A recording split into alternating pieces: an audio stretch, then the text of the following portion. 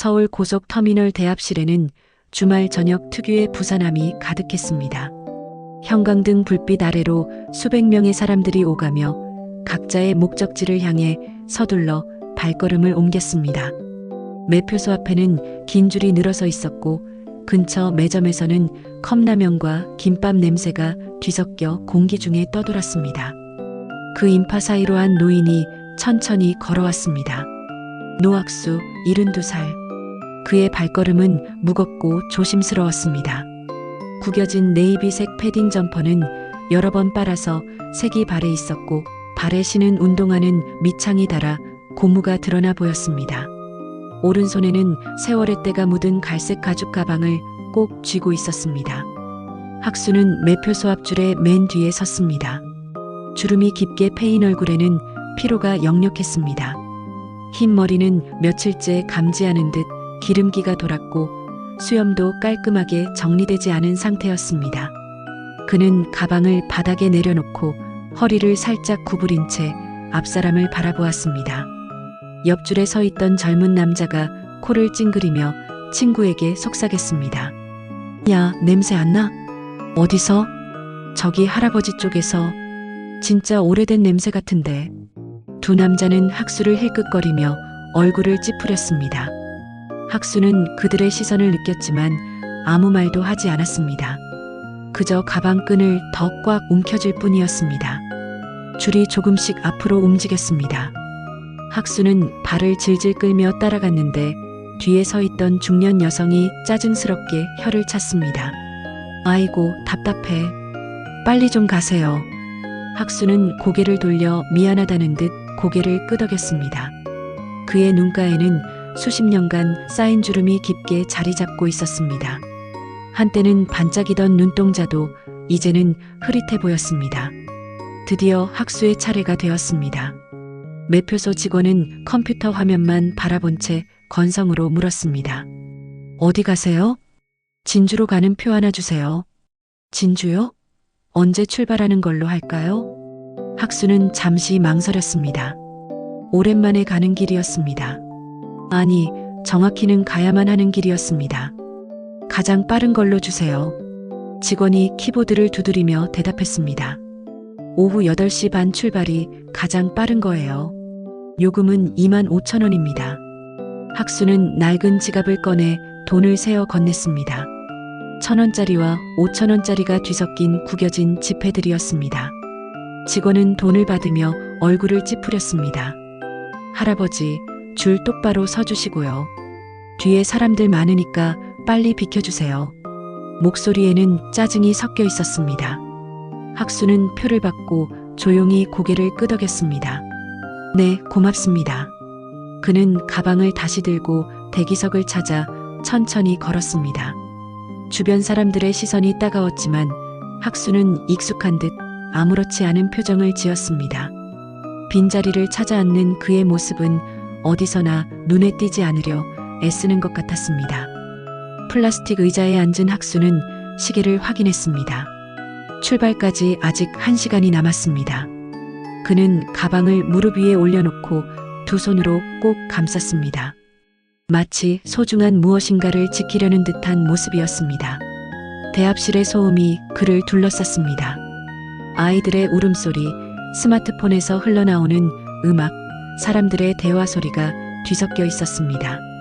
하지만 학수에게는 모든 것이 멀게 느껴졌습니다. 그의 마음은 이미 수십 년 전 진주의 어느 작은 동네로 향하고 있었습니다. 그곳에는 그가 남겨두고 온 것들이 있었습니다. 잊으려 해도 잊을 수 없는 기억들, 그리고 이제야 마주해야 할 진실들이 기다리고 있었습니다. 오늘 밤 그 오랜 여행이 다시 시작될 것입니다.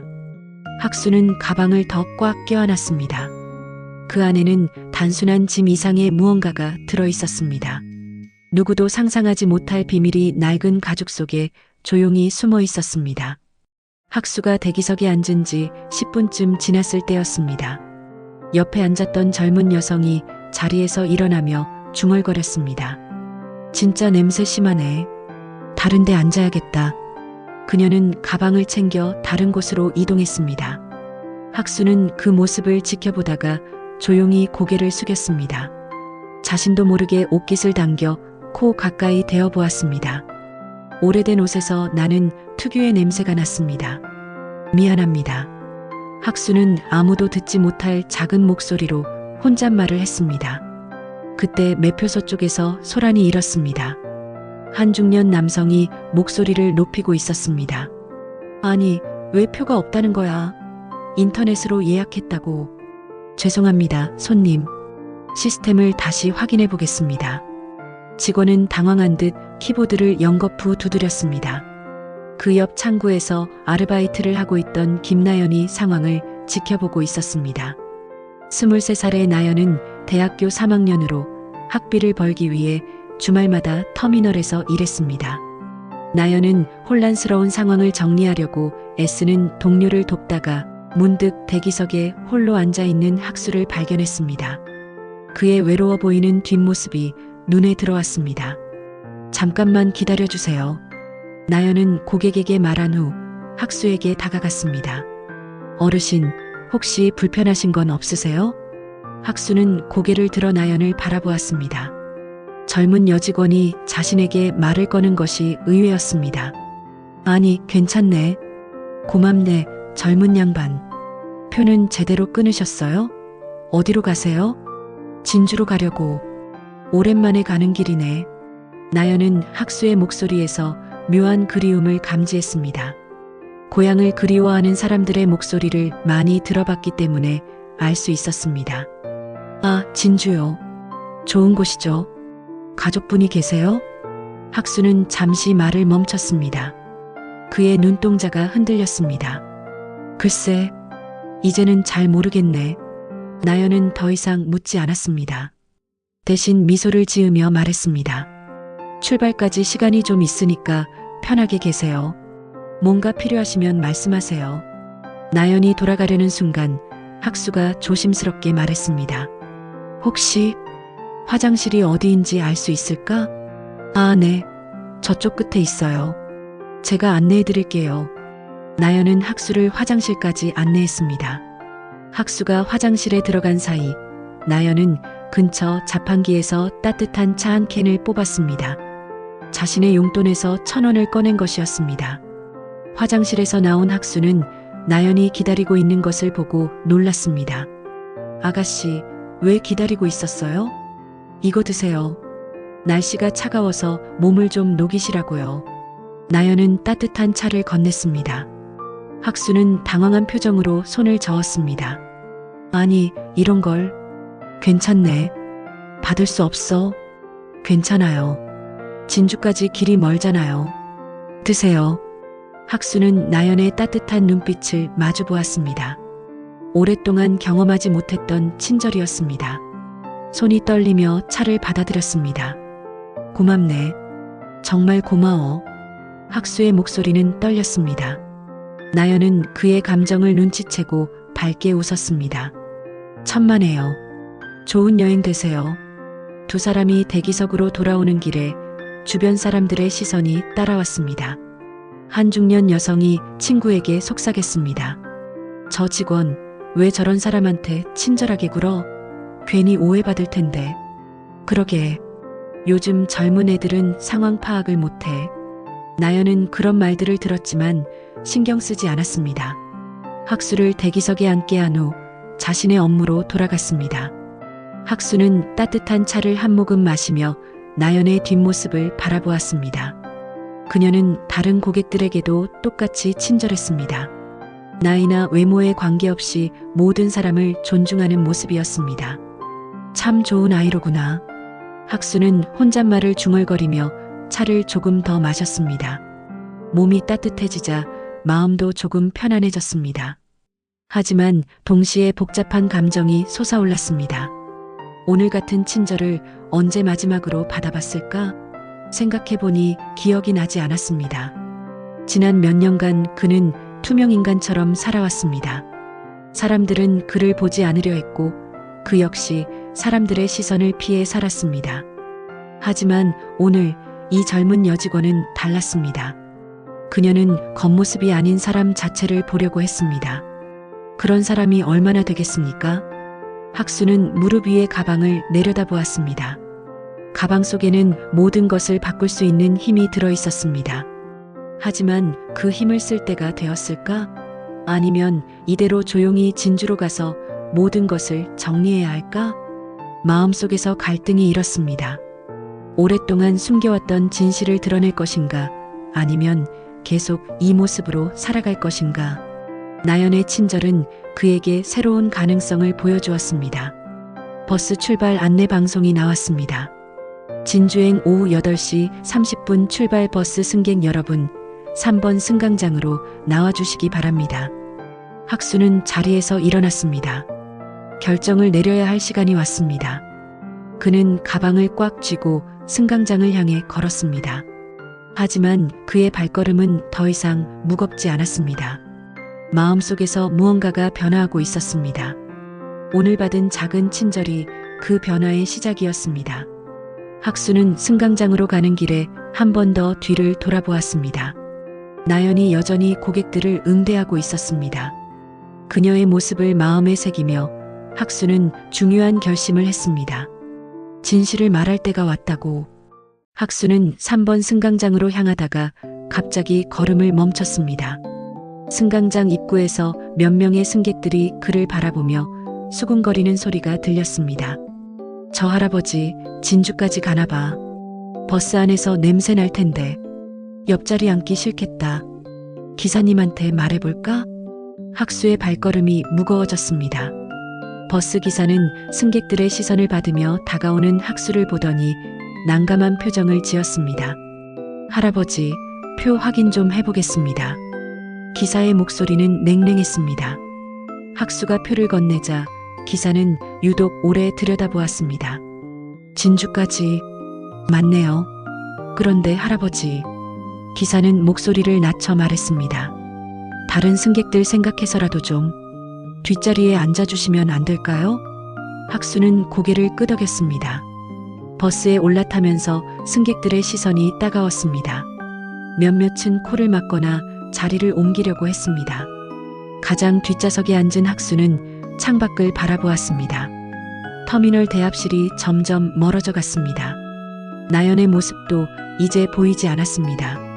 아저씨, 창문 좀 열어주세요. 앞자리에 앉은 젊은 남성이 투덜거렸습니다. 학수는 조용히 창문을 열었습니다.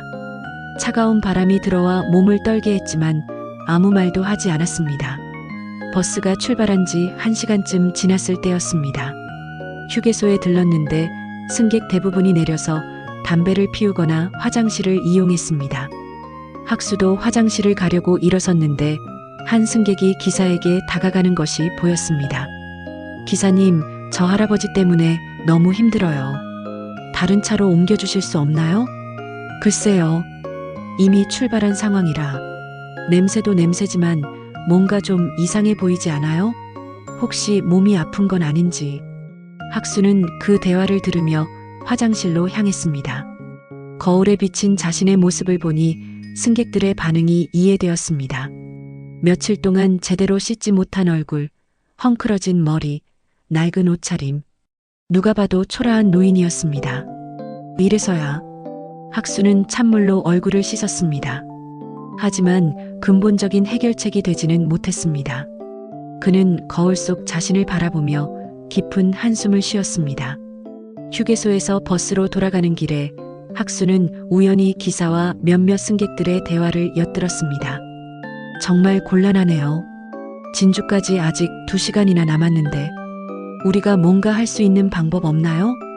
차라리 다음 휴게소에서 내리시라고 하면 어떨까요? 학수의 가슴이 답답해졌습니다.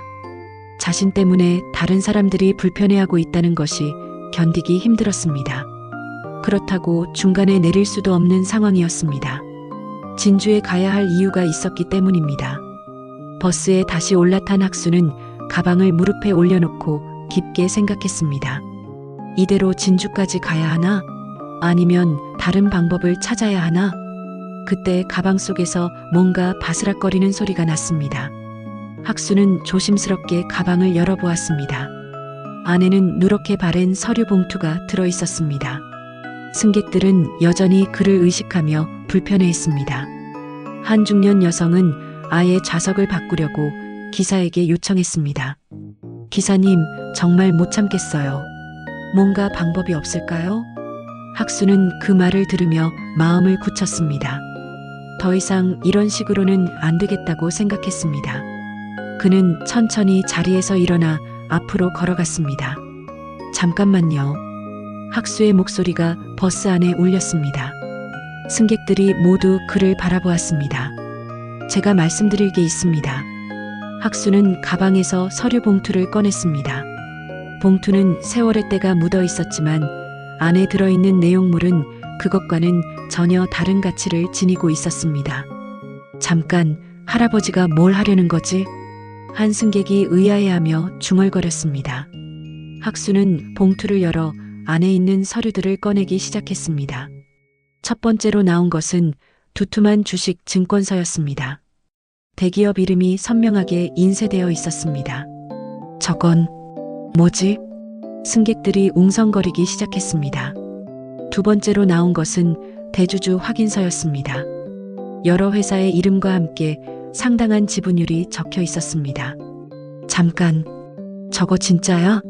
세 번째로 나온 것은 토지 등기 원본들이었습니다. 서울 강남과 여의도 일대의 땅 문서들이었습니다. 버스 안이 점점 조용해졌습니다. 승객들은 믿을 수 없다는 표정으로 학수를 바라보았습니다. 마지막으로 학수는 은행 인감이 찍힌 수표 다발을 꺼내 놓았습니다. 액수를 본 승객들의 눈이 휘둥그레졌습니다. 이게 대체 뭔가요? 기사가 떨리는 목소리로 물었습니다. 학수는 모자를 벗고 승객들을 차례로 바라보았습니다. 그의 눈빛이 달라져 있었습니다. 더 이상 초라한 노인의 눈빛이 아니었습니다. 제가 누군지 말씀드려야겠네요. 학수의 목소리는 차분하면서도 권위가 느껴졌습니다. 하지만 그 전에 한 가지 묻고 싶습니다. 여러분은 지금까지 저를 어떻게 보셨나요? 버스 안은 완전한 침묵에 빠졌습니다. 모든 것이 바뀌는 순간이었습니다. 학수는 서류들을 다시 정리하며 생각했습니다. 이제 진실을 말할 때가 왔습니다. 하지만 이것이 정말 옳은 선택일까? 과연 이 사람들이 변할 수 있을까? 가방을 다시 닫으며 학수는 중요한 결정을 내렸습니다. 단순히 자신의 정체를 밝히는 것이 아니라 사람들에게 진정한 교훈을 주는 방법을 찾기로 했습니다. 버스 안의 침묵이 길게 이어졌습니다. 승객들은 학수가 꺼내놓은 서류들을 믿을 수 없다는 표정으로 바라보고 있었습니다. 주식증권서, 대주주 확인서, 토지 등기 원본, 그리고 거액의 수표들이 낡은 좌석 위에 가지런히 놓여 있었습니다. 학수는 천천히 입을 열었습니다. 제 이름은 노학수입니다. 서울 강남에 있는 학수빌딩의 소유주이고요. 그의 목소리는 이전과 달리 차분하면서도 권위가 느껴졌습니다. 여러분이 타고 오신 이 터미널 근처 땅 상당 부분도 제 소유입니다. 하지만 오늘 저는 돈을 쓰러 온 게 아닙니다. 한 승객이 떨리는 목소리로 물었습니다. 그럼 왜 이런 모습으로? 학수는 잠시 창밖을 바라보다가 대답했습니다. 사람들이 겉모습이 아닌 진짜 사람을 어떻게 보는지 알고 싶었습니다. 돈과 지위를 떠나서 말이죠.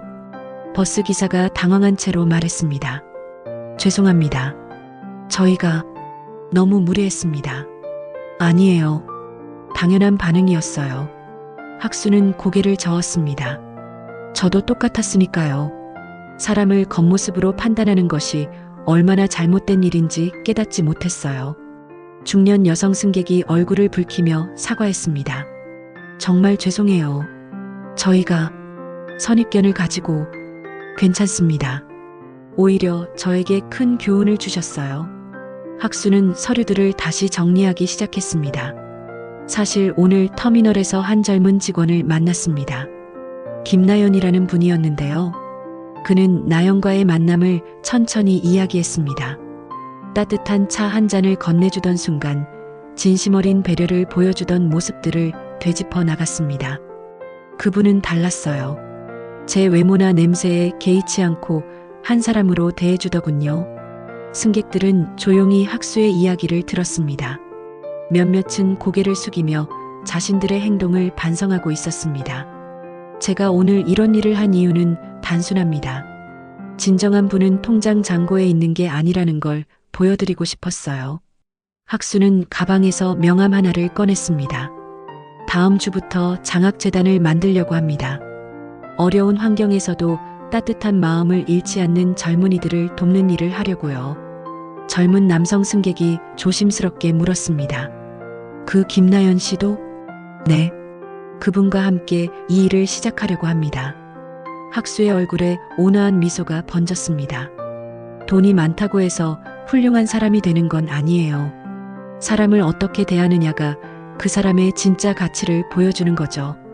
버스 안의 분위기가 완전히 바뀌었습니다. 처음에는 당황하고 부끄러워하던 승객들이 이제는 진지하게 학수의 말에 귀 기울이고 있었습니다. 한 아주머니가 용기를 내어 말했습니다. 정말 죄송해요. 앞으로는 사람을 겉모습으로 판단하지 않겠어요. 저도요. 오늘 정말 큰 깨달음을 얻었습니다. 다른 승객들도 하나둘 사과의 말을 건넸습니다. 학수는 모든 사람들에게 따뜻하게 답했습니다. 사과하실 필요 없어요. 저도 배웠으니까요. 버스가 진주에 가까워질 무렵 승객들은 학수와 자연스럽게 대화를 나누고 있었습니다. 누군가는 자신의 어려운 사정을 털어놓기도 하고 누군가는 살면서 겪었던 편견에 대해 이야기했습니다. 젊은 대학생이 말했습니다. 어르신, 저도 아르바이트 하면서 가끔 무시당할 때가 있어요. 오늘 일로 많이 배웠습니다. 그럴 때마다 포기하지 말고 따뜻한 마음을 지키세요. 그게 가장 큰 힘이에요. 학수의 조언에 대학생은 고개를 끄덕였습니다. 버스가 진주 터미널에 도착했을 때 분위기는 완전히 달라져 있었습니다. 승객들은 학수에게 인사를 하며 하나둘 내렸습니다. 어르신, 건강하세요. 좋은 일 많이 하세요. 오늘 정말 감사했습니다. 학수도 모든 분들에게 정중히 인사를 했습니다.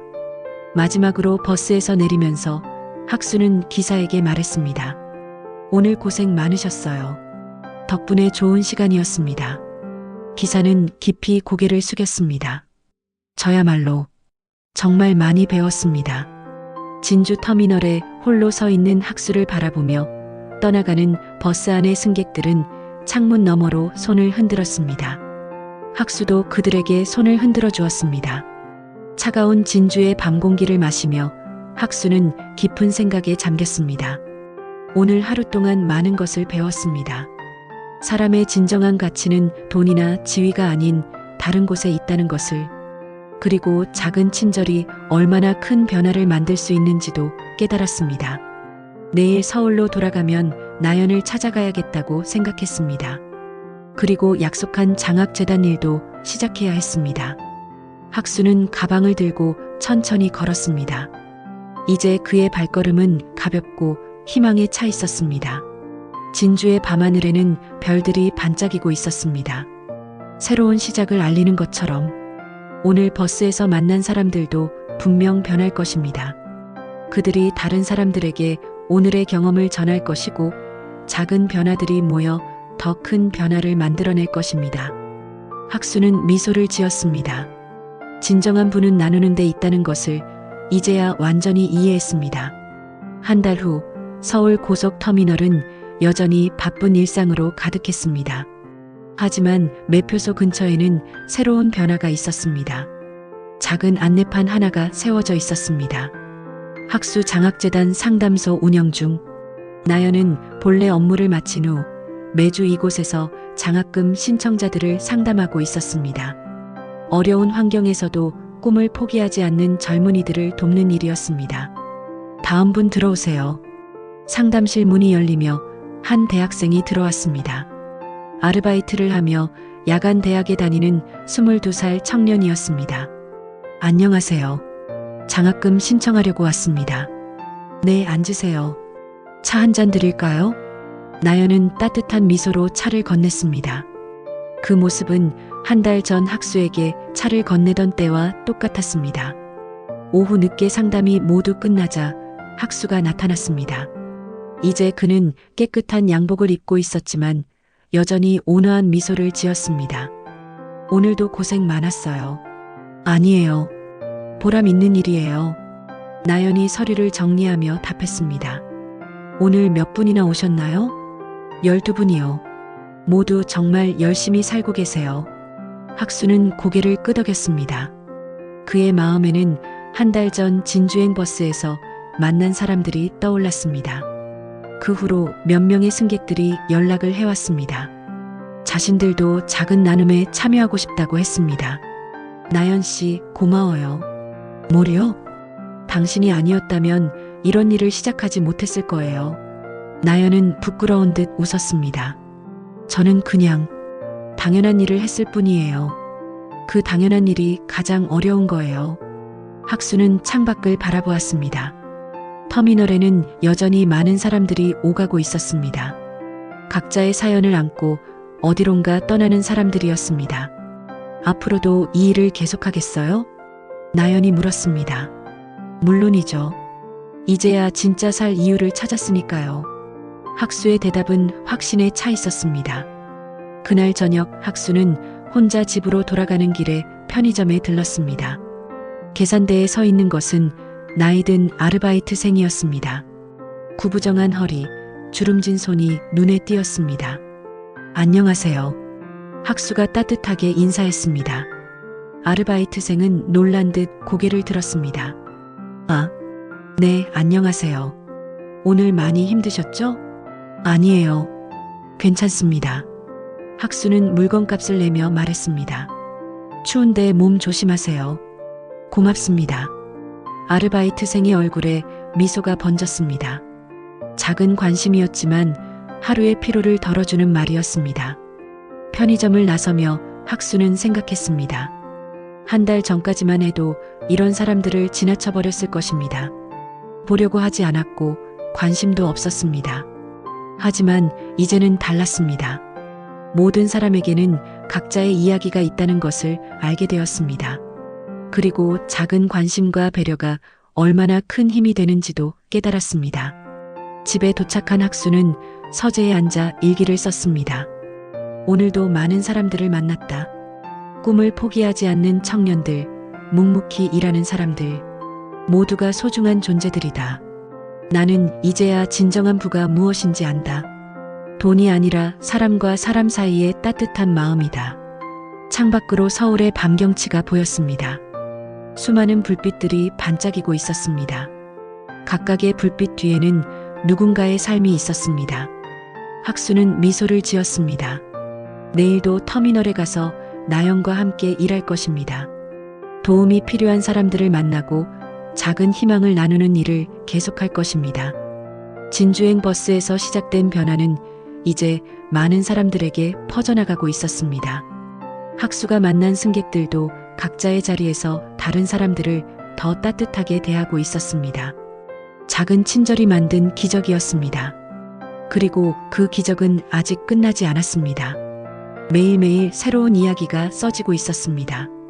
학수는 일기를 덮고 잠자리에 들었습니다. 꿈속에서도 그는 웃고 있었습니다.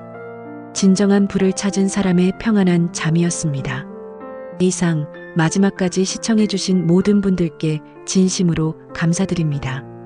내용이 괜찮았으면 구독과 좋아요 부탁드립니다.